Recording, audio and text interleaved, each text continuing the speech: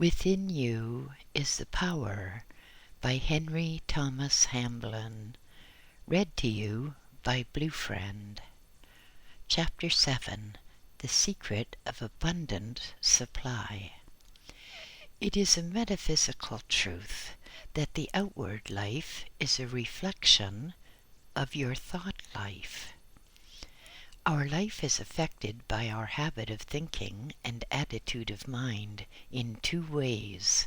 First, all our actions are unconsciously influenced by our thoughts, thus helping to bring into manifestation or attracting to us an environment that corresponds to our thoughts. Secondly, we discharge or emit an influence, silent and invisible, that no doubt affects other people. They are probably not aware of it, but they are either repelled or attracted by this silent influence. Thus, if our thoughts and mental attitude are of the wrong type, not only are our actions affected thereby, but also we exert a silent influence that assists in driving the right type of friends, opportunity, success, and every possible good away from us. The reverse is also equally true. By right thoughts and a correct mental attitude, we naturally attract to us all of the good of which our present life is capable. This may seem at first sight to be a sweeping statement, but two illustrations will prove its reasonableness. First, we will take the case of a man committed to prison for law breaking. His environment is obviously due to his wrong actions, the latter being the offspring of his thoughts, for all actions spring from our thoughts. Next, let us take the case of a man who is the trusted head of an efficient business. Obviously, his position is the result of his actions, for he has climbed to it by hard work and faithful service, all due, in the first place, to constructive thinking and right attitude of mind. The Bible tells us that as a man thinketh in his heart, so is he. It is equally true to say that as a man is, so does he think, and that as he thinks, so do his outer life and circumstances become. Therefore, as a man is, so is his environment. This may sound rather metaphysical, but it is really quite simple, and proof meets us at every turn. Take a man from slums and put him in a nice surrounding, and note what happens. Very soon he either drifts back to the slum or turns his new house into a slum dwelling. Take a man of higher type and put him in a slum, and soon he will either leave that slum or change his slum dwelling into a more decent habitation. Therefore, before you can change a person's environment, it is necessary to change inwardly the person himself. When a man becomes inwardly changed and filled with new ambitions, ideals, and hopes, he, in course of time, rises above his sordid surroundings and attracts to himself an environment that corresponds to his new state of mind. Very often, the failures of a man's life and its disharmonies and poverty, either comparative or real, are outward symbols of his weakness of character. He may have ability in plenty, but he may lack application or steadfastness, and thus he fails in all his undertakings and has to be kept by his wife and daughters. He will assure you that his circumstances are due to ill fortune, but the actual cause of his failure is in his character or rather lack of character.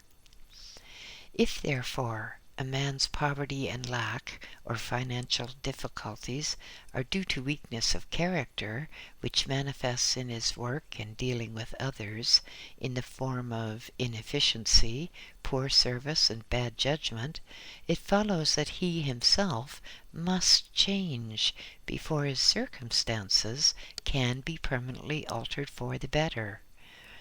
The difficulty in dealing with unsuccessful people is getting them to realize that they themselves are the cause of all their troubles.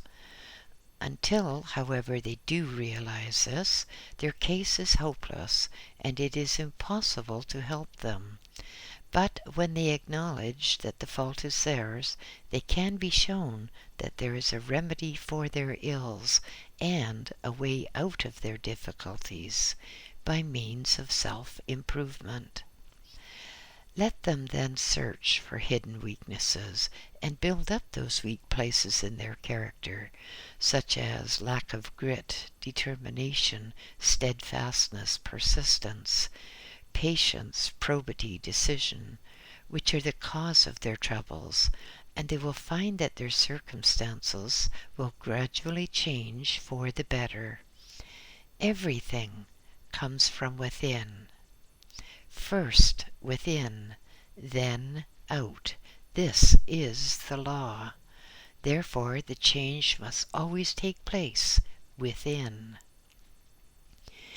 Going more deeply into the subject and becoming more metaphysical, it is necessary to point out that the cause of all manifestation is mind. We have already seen that a man's mind and character are reflected in his circumstances. Now let us think for a moment about the mind that is infinite. The whole universe, which is of course infinite in extent, has its origin in the divine mind and is contained within this infinite mind, just in the same way that you can hold a mental picture in your own mind. God's universe, as it is imaged in the divine mind, is perfect. We see it as imperfect because we receive only a finite sense perception of that which is perfect and infinite. From this forming in our minds an image that is necessarily imperfect and finite, which we project outwards, and not knowing any better, we think it is real. But the universe as imaged in the divine mind, and as it actually is in reality, is both infinite and perfect. It is also infinitely perfect. There is no poverty or lack in a universe that is infinitely perfect, whole, and complete in the divine mind. Poverty and lack have their origin in the mind of man. They have no place in the mind of God. We cannot, in a little elementary work of this kind, go more deeply into this extremely fascinating subject. Sufficient if we say here that the only reality is infinite perfection and wholeness.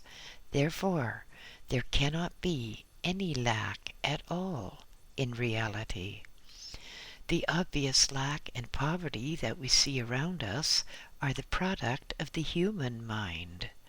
Those who live in a consciousness of poverty and lack go through life closely fettered by limitation. They can never escape from poverty. It dogs their footsteps like their shadow.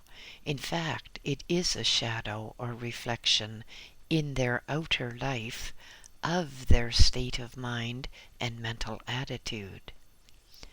On the other hand, those who live in a consciousness of sufficiency are not troubled about supply. Their circumstances reflect their type of mind and mental attitude. It does not follow that they will be rich, for many of them prefer to live from hand to mouth, and quite large numbers of people have no desire whatever to possess wealth of any kind. But they have no worry about supply, for their needs are always met by sufficiency. Many of our readers look upon the possession of wealth as an iniquity. Personally, I do not see how, at this stage, it can be altogether avoided. Capital is necessary for the conducting of business and for the carrying out of enterprises, but as far as the hoarding of wealth is concerned, I certainly think that it is both unwise and unnecessary.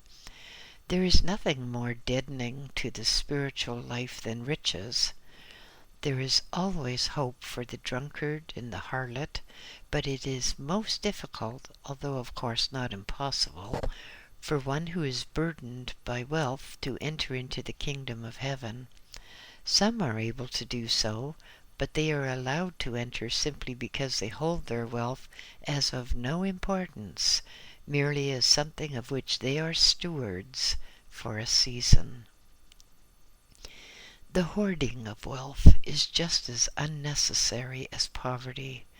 They are both based upon a fundamental error. The error is in thinking that all supply, being material, must necessarily have a material source, that it is limited in quantity and therefore must be grabbed at and fought over.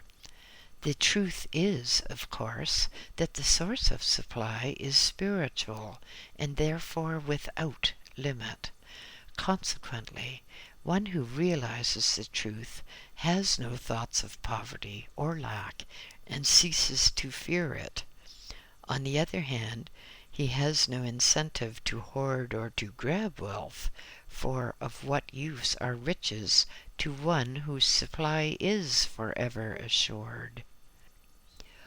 All who enter into this truth regarding supply either despise riches or hold them very lightly indeed.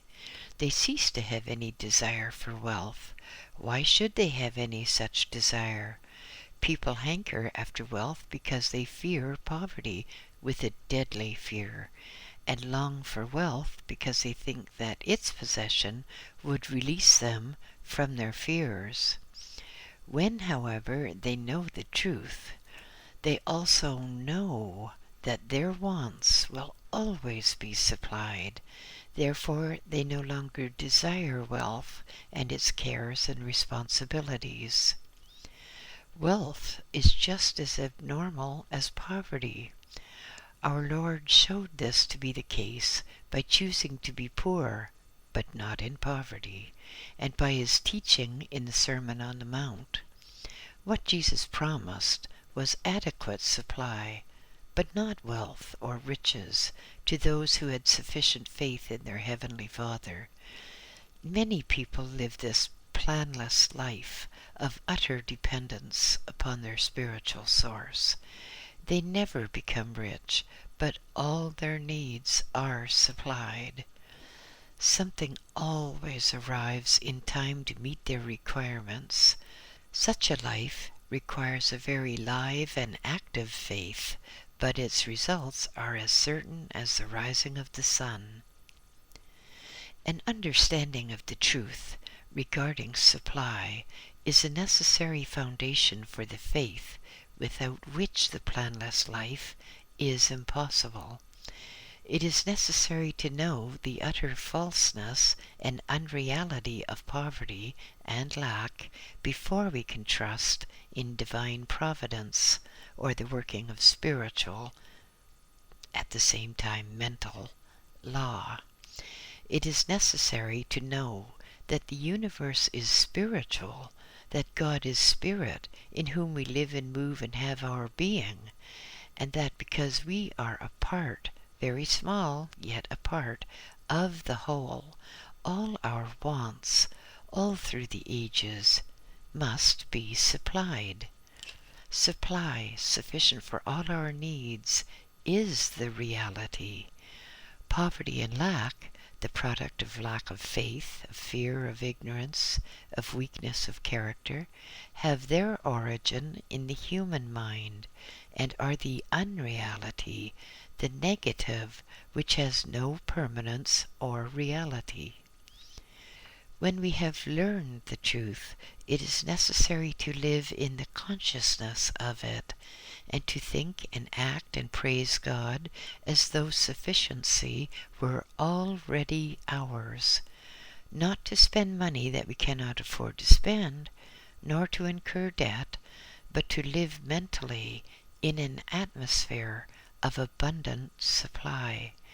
We have to remember that the change in consciousness must take place first and become well established before its effects can be seen to manifest in our outer life. The entering of this higher consciousness, where we know and realize the truth that the source of all our supply is spirit, and that the divine source is limitless, is not easy, although it is less difficult to some than others.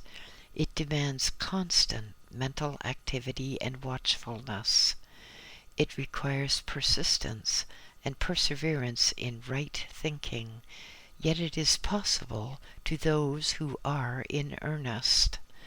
By living in the consciousness of God's supply and exercising a lively faith, the life becomes affected, principally due to both conscious and unconscious change of action. Having dealt with the esoteric or inner side of the subject of supply, I will now treat it more from the outer or practical side, the latter being, of course, just as important as the former. The teaching of this chapter does not discourage industry and thrift, far from it. After the Lord had fed the 5,000, all the leavings were carefully collected so that nothing should be wasted. This is in accord with universal law. There is a law of economy in both the natural and spiritual worlds. Nature appears on the surface to be very wasteful and prodigal, but actually she never wastes anything if it can be avoided.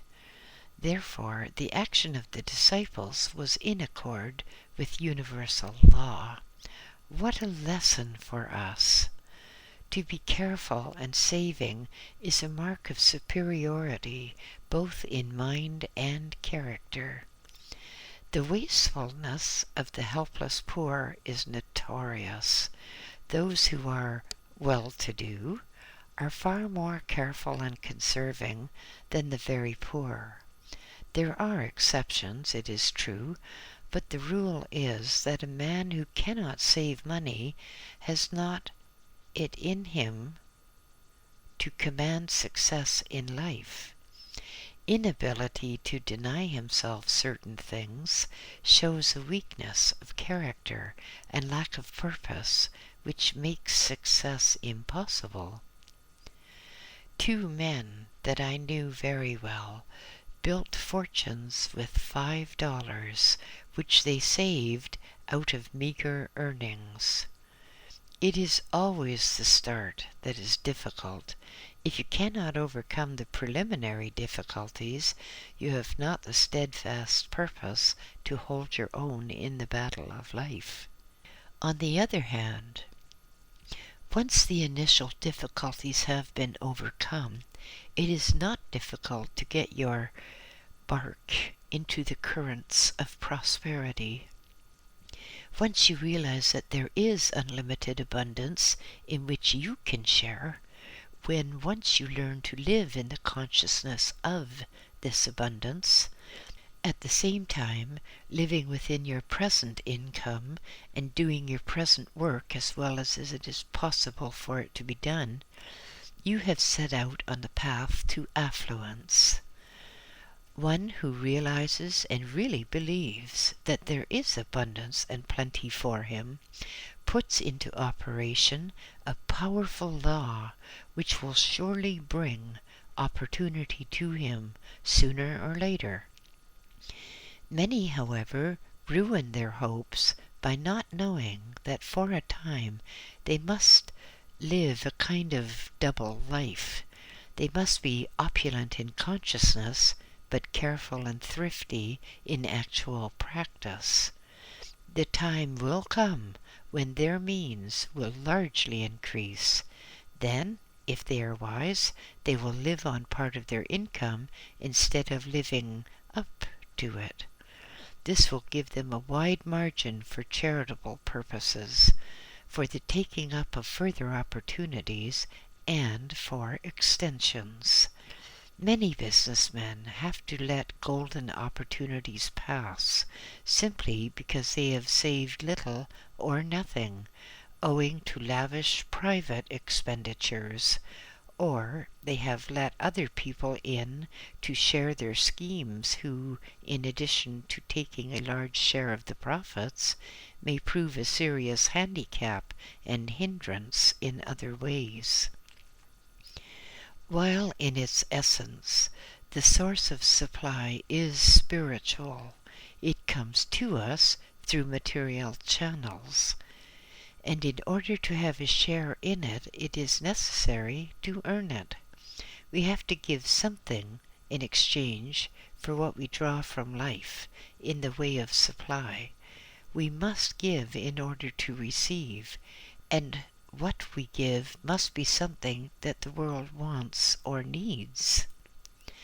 The secret of supply is, then, to realize that there is unlimited abundance, and to live in the consciousness of it as completely as though no material channels existed, but at the same time to work as zealously and be as careful as though there were no such thing as spiritual supply. At the same time, we must give the world something that it wants, or otherwise serve in some useful capacity, exercising honesty, probity, and justice in all our affairs. It is folly to expect abundance to drop ready-made into our laps. It must be earned by intelligent and faithful service. Being a retired businessman who started life with nothing, not even good health, I have looked at this subject from a businessman's point of view. The principle applies, however, to every walk in life, and each reader can adapt the teaching of this lesson to his or her particular needs. Chapter 8. The Powers and Limitations of the Subconscious Mind. The subconscious mind is the mind of nature. It possesses extraordinary powers and intelligence, but no inspiration. It is instinctive, it is animal, it is natural, but there is nothing godlike about it. It is of the earth and the physical plane. It can be described as the inner forces of nature resident within our body. Having said this, we have said nearly all there is to be said about the subconscious, yet this is the mind of which some people have made a veritable god. The subconscious mind, if led aright, is a very good friend, reducing all repeated thoughts and actions into habit, which in time becomes settled and part of the very life itself.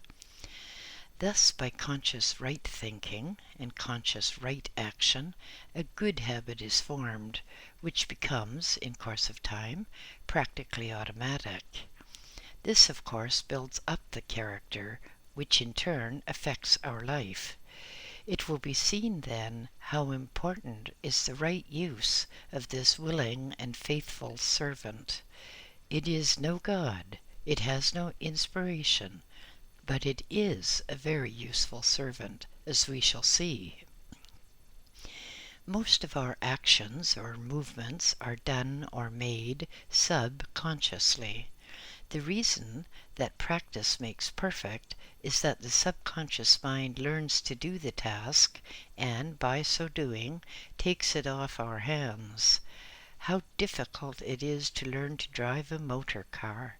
How carefully at first we have to double declutch and obtain the right engine speed for a noiseless change. Yet, after a time, the whole action is performed subconsciously. It is the same with piano playing. Many players, some better than others, can play the most difficult classical music without consciously recalling it to mind. As soon as they try to remember, the whole piece leaves them, but as long as they leave the whole matter to the subconscious, which never forgets, they can keep on playing. I and my conscious mind are not doing much of the actual writing of this book. We think the thoughts and have something to do with the formation of the sentences, but the subconscious mind writes them down. If I had to think of each word and letter, my task would be hopeless, and I should become half dead with fatigue. The subconscious mind, however, is even more helpful, for it does the bulk of our thinking and can be taught to do a great deal more. If we had to think everything out laboriously, according to the laws of logic, life would be unbearable. Instead of this, our subconscious mind does the bulk of our thinking, and, if we give it a chance, will do in extremely accurate manner, strictly according to the laws of logic, and without the slightest fatigue. The more we train our subconscious to do our ordinary thinking for us, the less we suffer from fatigue. Fatigue is unknown to the subconscious mind, therefore we can never tire it or overwork it. The subconscious mind can be made to do more and more work for us if we will delegate definite work for it to deal with. One who has learnt thought control, who can take up a matter, consider it in all its bearings, and then dismiss the subject from his conscious thought, is able to increase his efficiency 100% and reduce his mental fatigue almost to vanishing point. Instead of laboriously working out his problems and worrying and scheming over them, he simply dismisses them to his subconscious mind to be dealt with by a master mind which works unceasingly, with great rapidity, extreme accuracy, and entirely without effort. It is necessary, however, to give the subconscious mind every available information, for it possesses no inspiration or superhuman wisdom, but works out logically according to the facts supplied to it. This great, natural, untiring mind downstairs, as it has been called, is also capable of doing even more useful work still. A writer or speaker or preacher can collect notes and ideas for his article, book, speech, or sermon, and pass them down to his subconscious mind with orders that they be arranged in suitable order, division, subdivision, and so on. When he comes either to write or prepare the notes of his speech or sermon, he will find all the work done for him, and all that he has to do is write it down, entirely without effort or fatigue. Again, a businessman who has learned to make use of his subconscious mind in this way need not juggle or worry or fatigue himself by planning and scheming for the future.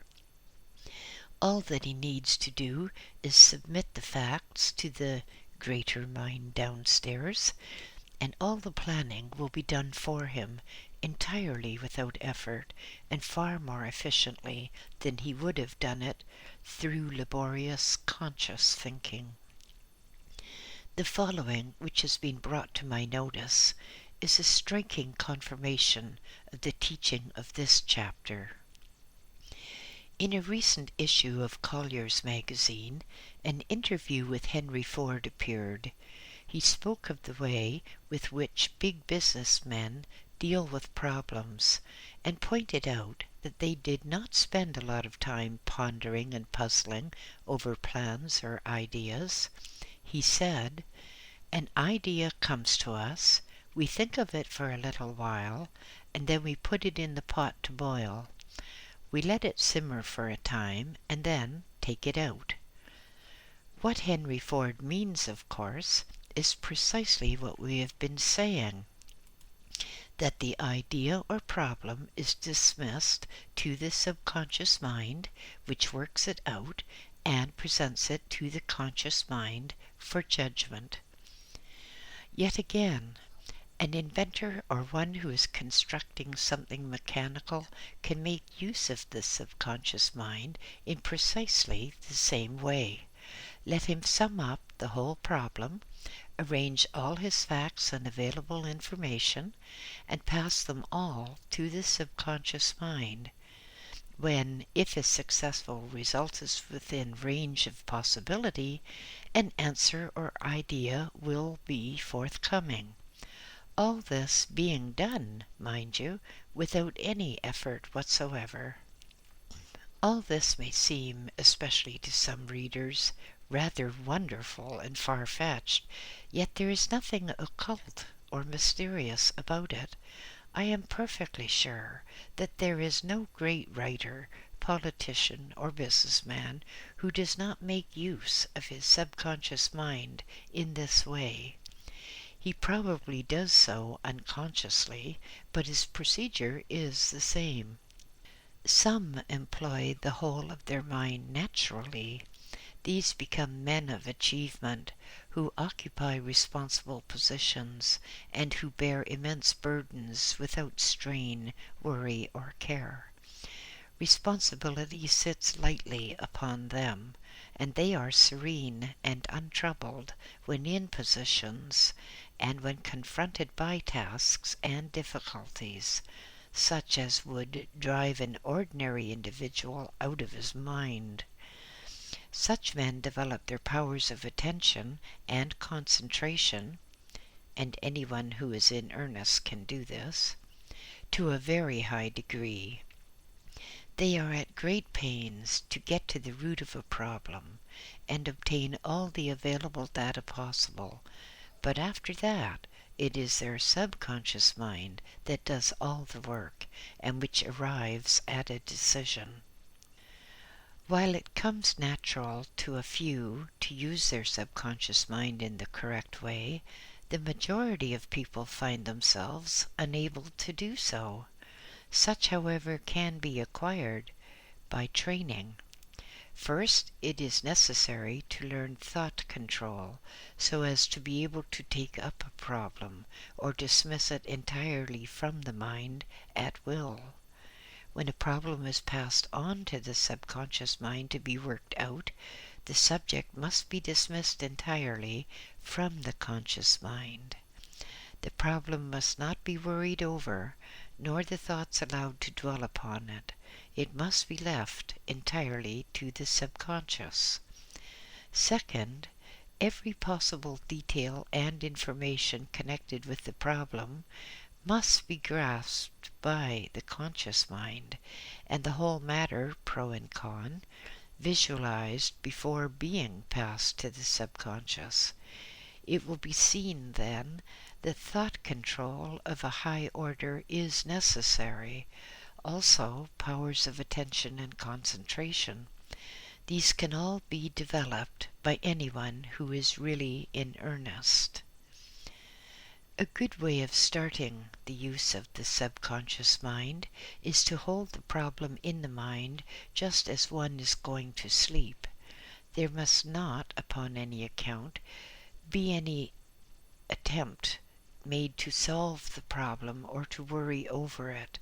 Instead, the main facts of the case on both sides must be marshaled, and the case presented to the subconscious mind in much the same way as you would place it before your lawyer.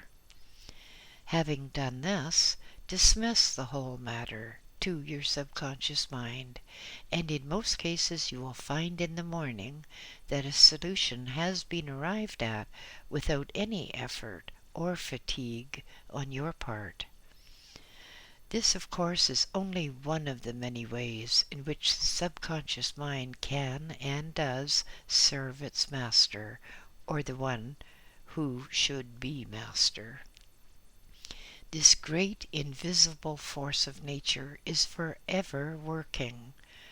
Whatever ideal is held in the mind becomes woven into the life through the tireless working of the subconscious mind.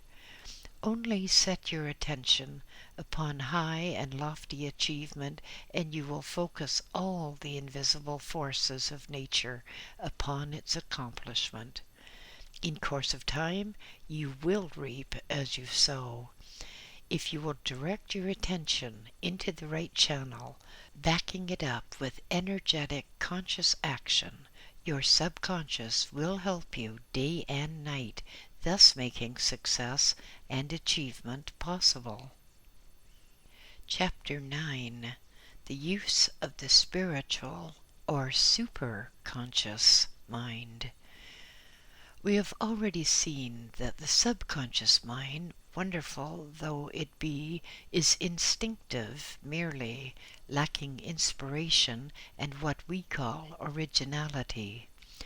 All inspiration comes from the universal mind via the superconscious. All poets and inspired writers get their inspiration in this way. The higher mind is not recognized by psychologists, but it has long been known to searchers of spiritual truth. What we get from the subconscious is the outcome of facts and knowledge supplied to it. What we get from the superconscious is direct inspiration from higher planes.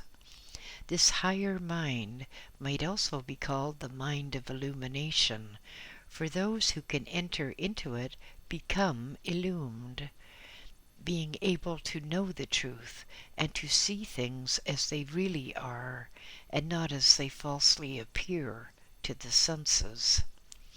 This limited consciousness in which we live is bounded by our five senses. The universe that we see around us is partly real and partly an illusion. The real universe is spiritual and infinite. What we sense is a limited partial conception of a fragment of it. Our limited finite conception of the universe is entirely misleading and erroneous. And so long as we rely on sense evidence and the human mind, we remain in darkness and uncertainty. When, however, we can rise into the superconscious realm, our consciousness expands, transcending the senses and the limitations of the physical plane. The spiritual mind is, of course, only accessible to those who are more delicately attuned to its finer vibrations. Nothing that is worth having can be had without effort, and it is only after much self-discipline that it becomes possible for the student to raise his consciousness to this higher realm and understand life from the standpoint of the universal mind. There is nothing, either mystical or psychical, about the use of this higher mind. One who makes use of it becomes spiritually minded, that is all. He does not go into trances, nor does he need to be clairvoyant. He simply remains a sane, normal individual with this difference only. He makes use of more of his mind than does the ordinary individual. One who is able to use this higher mind develops that which has been termed the divine quality of originality. If ever a person is to rise above the dead level of mediocrity, it must be through direct inspiration from higher planes, through his superconscious mind. If ever a person is to bring forth a new idea which shall enrich humanity and add to the common good, it must come through the higher mind. One who is properly attuned becomes, through the superconscious mind, a recipient of knowledge that is above human and wisdom that is divine. He knows by direct knowing. He becomes wise through an influx of divine wisdom. He is able to distinguish between the real and the sham, between the gold and the dross. He is also able to see and recognize the right path in life, a thing utterly impossible to the mind of the senses, and to walk it, thus being led into the only true success and real good of which his life is capable. Let it be said here that all wisdom must come from within. While books and the written word may be helpful, it is the spirit within the reader that illumines the word and makes it real and true to the seeker after wisdom. One who realizes that he is illumined within by the divine spirit, and that this alone can bring him into real knowledge, is well advanced on the path that leads to realization. The wisdom of the human mind always leads to disappointment. It is based on the evidence of the senses, which is erroneous. Therefore, its findings must always be lacking in real wisdom. One who relies upon the inspiration of divine wisdom has often to decide to take a course of action which, apparently, is opposed to his best interests. Yet if he follows the inward wisdom, he finds that he is always guided right, and later has cause to be devoutly thankful that he followed that idea.